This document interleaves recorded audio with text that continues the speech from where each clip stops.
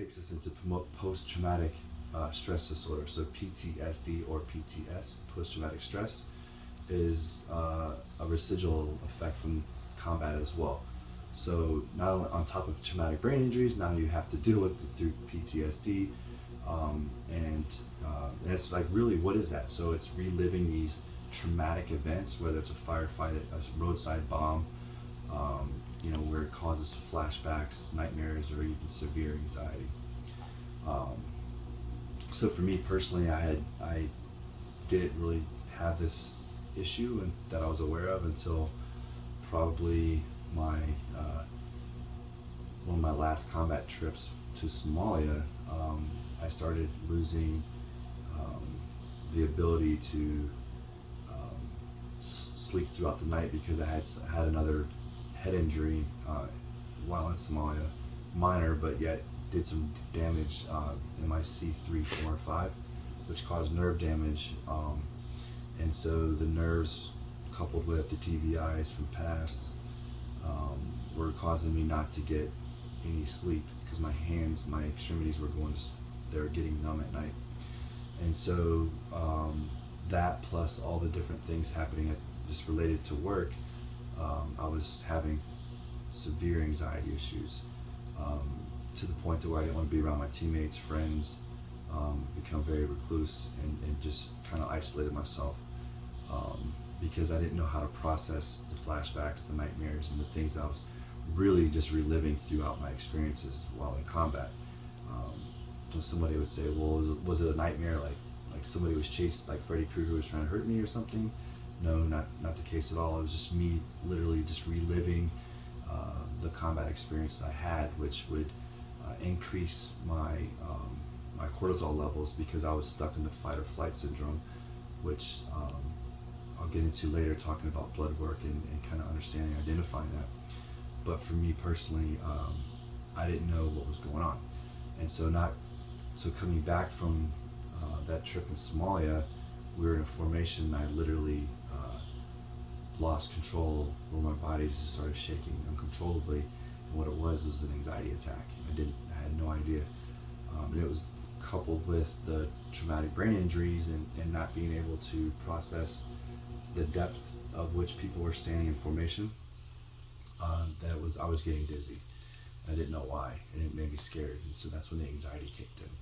And so a lot of times when guys, like as I spoke about earlier with the traumatic brain injuries, this makes, when they come home to their families, they become withdrawn. They don't want to be around their family, their extended families. They have difficulties relationship-wise with their wives and their children. The kids are running around making loud noises, and it freaks them out, and they get instantly scared. They don't know how to express those feelings, and now they're having anxiety attacks. And so unfortunately, we self-medicate often to try and figure out what's going on without seeking help, myself included. So we turn to alcohol or other abuse.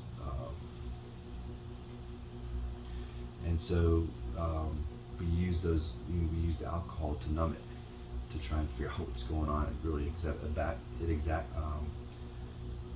it exacerbates things, makes things much worse than what it would have been.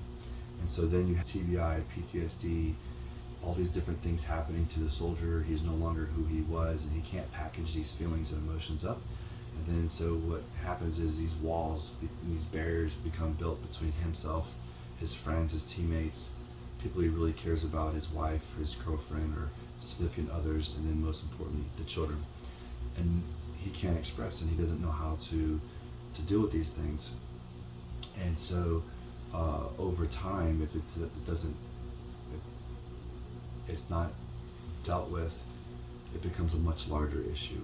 And what we have seen in recent cases is that my close friends, people that you and I both know, have continued to abuse substances, whether it's alcohol or drugs, and they ended up going down a dark road, or sometimes punitive issues, whether they lose they get divorced, they lose custody of their kids, and next thing you know, they're getting kicked out of the military, or something bad happens, and they look around and they're isolated, they're alone. Again, not knowing what's going on in their lives, or how to control it, or even where to start. Where did all this begin, and how do we address it? And so that's why us at APK Charities and Ruck to Remember want to share our stories with you, so that you are able to, one, we're just normal people just like the next person's, but we have a story just like you do. But it took us a long time, years in some cases, to identify the what.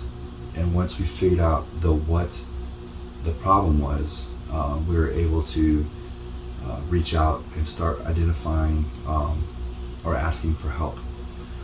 And so that's our goal here, is that if we're able to share our story and be a little bit vulnerable, I'm okay with that.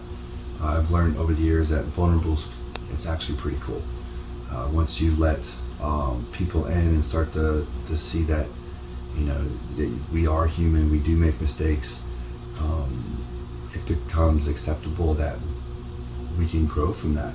And that's what I hope that this video will do for you, is allow you to grow and allow you to identify the signs and symptoms of a traumatic brain injury, or PTSD, or even substance abuse.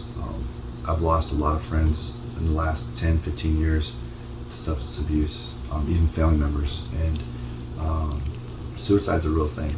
And when you're dark and alone in that room and you don't know where to turn or where to go, it unfortunately often ends to suicide. And that's another thing that we'll address in the near future. So if you have any questions or concerns, you can reach out to us through direct message on social media, and we'll try and link you in with the right fit for you. By no means are we experts. This is just us saying, hey, we've been through this, we've done this, and there's organizations out there that can help you.